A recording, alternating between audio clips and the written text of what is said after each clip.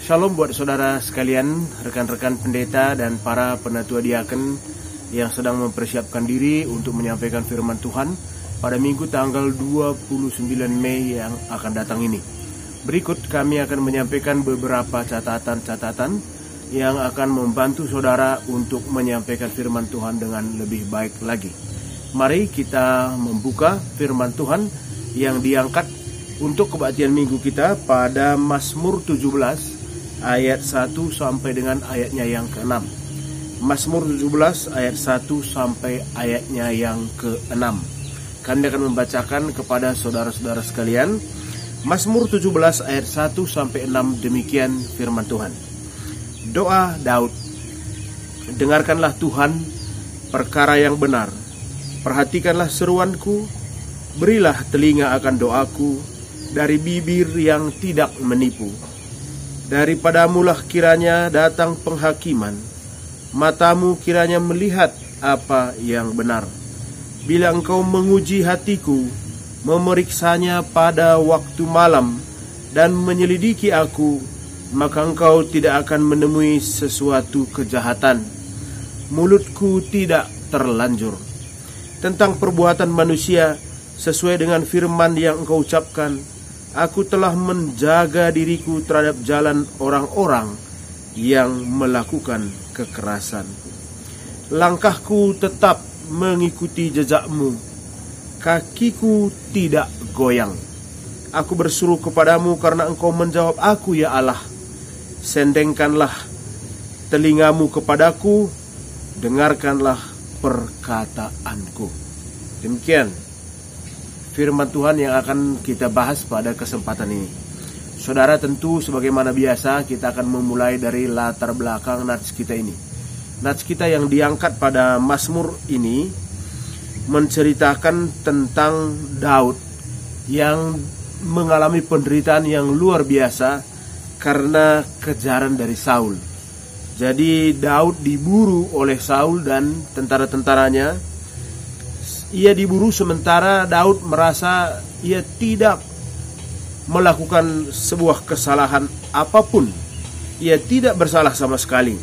Karena itulah di dalam doa Daud ia menangis karena ia memohon agar Allah berkenan mendengarkan doanya. Jadi saudara, kisah Mazmur ini sesungguhnya diangkat atau ditulis pula pada 1 Samuel 23 ayat 25 sampai 26. Jadi bila kita membaca kisah pada 1 Samuel 23 ayat 25 sampai 26, digambarkan bahwa bagaimana Saul memburu Daud seperti seekor singa yang kelaparan. Jadi wajar bila Daud begitu ketakutan. Apalagi Saul dan tentaranya hampir berhasil menemukan Daud. Bila kita membaca kisah ini, Daud terjebak pada sebuah lubang atau sebuah gua dan dia bersembunyi di sana. Sementara tentara-tentara Saul telah berhasil mengepung dia dan selangkah lagi ia akan binasa. Selangkah lagi ia akan ditangkap di sekitar daerah Maon. Namun Tuhan mendengarkan doa Daud ketika ada pesan yang dikirimkan kepada Saul ketika itu. Pesan itu meminta agar Saul kembali untuk membantu menyerang Filistin. Dan Saul memenuhi permintaan itu, sehingga ia memutuskan untuk berhenti mengejar Daud dan kembali ke kota untuk melanjutkan peperangan melawan Filistin. Nah, disinilah Daud merasakan doanya didengarkan oleh Tuhan. Kita akan mulai pada nats kita, Mazmur 17 ayat yang pertama. Di sana tertulis, dengarkanlah Tuhan perkara yang benar, perhatikanlah seruanku, berilah telinga akan doaku dari bibir yang tidak menipu. Jadi saudara, mengapa Daud kemudian menyampaikan ungkapan sedalam ini? Ada ungkapan yang pernah saya baca yang mengatakan orang yang paling takut atau orang yang sedang dalam ketakutan yang mendalam, ia akan mengeluarkan seruan yang terkeras. Kita sering memperhatikan orang yang ketakutan akan berseru begitu keras, berteriak begitu keras karena takutnya. Bayangkanlah ketika kita diancam sebuah bahaya atau kita menyaksikan anak kita sedang terancam bahaya, lalu kita berteriak begitu keras untuk mengingatkan anak kita agar luput dari bahaya itu. Jadi orang yang paling takut adalah orang yang akan mengeluarkan seruan yang paling keras. Jadi mengapa orang takut mengeluarkan seruan yang keras? Karena orang takut merasa seolah-olah suaranya tidak ada yang mendengar. Ia merasa suaranya begitu lemah sehingga mustahil bagi seseorang untuk mendengar suara itu. Sehingga semakin takut seseorang, semakin keraslah teriakannya. Begitulah kira-kira perasaan Daud ketika ia dikepung oleh Saul. Ia kemudian berseru di dalam doa kepada Tuhan.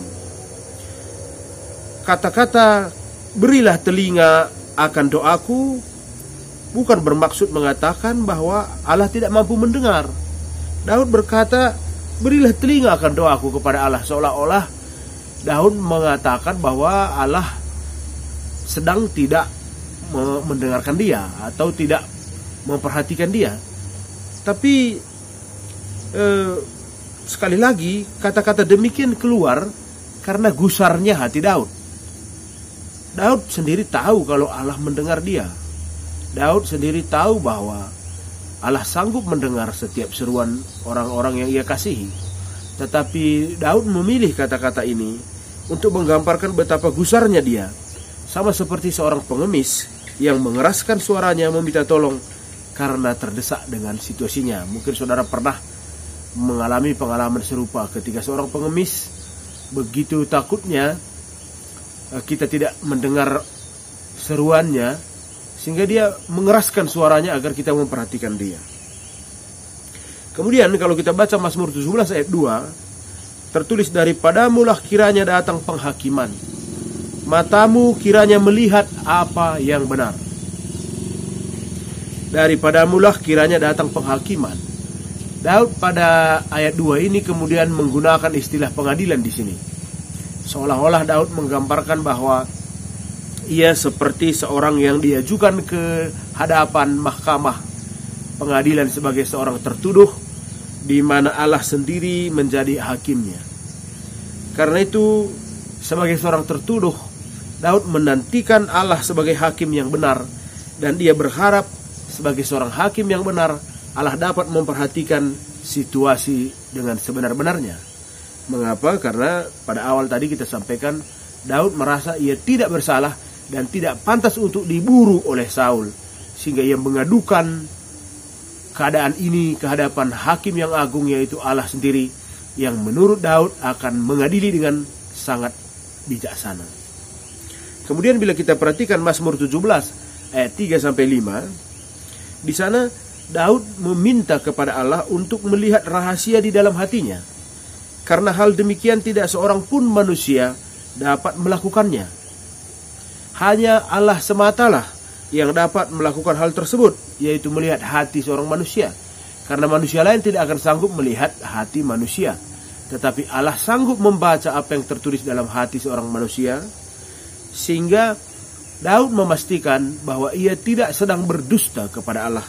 Dan kemampuan Allah untuk melihat hati dapat menjamin bahwa Daud merasa Allah tahu bahwa dia dalam posisi yang benar.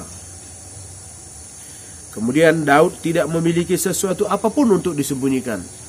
Hatinya bersih dan jalan yang ia jalani adalah kebenaran. Karena ia merasa dirinya benar, Daud memohon agar Allah mendengarkan doanya.